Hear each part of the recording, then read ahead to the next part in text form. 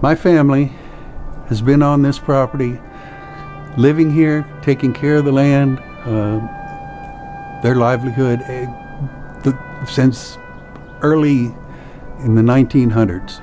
In fact, the Bergmanns got here in this area and to this property in the 1850s. If my father, grandfather, my uncle, all of those in my family that worked so hard to preserve this land, what would they do now if they saw what the plans were?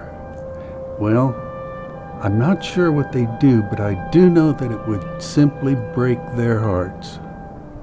Watershed is holding up. We're only roughly 8 miles from the headwaters up the creek. We have pure limestone filtering all the way down to the lake itself, and this water is pretty well protected by the riparian corridor in which the water flows. Not so if you remove the plant life right here behind me. Everything changes. Everything gets ugly and unsafe if you're considering drinking water. If asphalt replaces these trees, you can almost imagine what's going to happen with the runoff and the lake.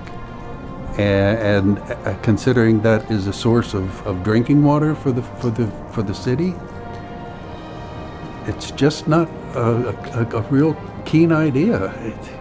What else can be said? Had we known what would happen, we never would have sold it.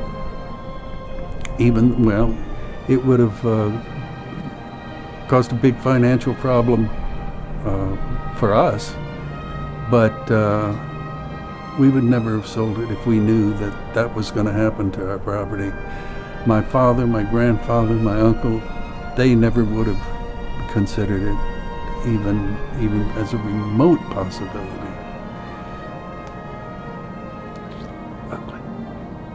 I believe the city, county, whoever's involved, ought to rethink putting high-density housing on any of this property. It's risky.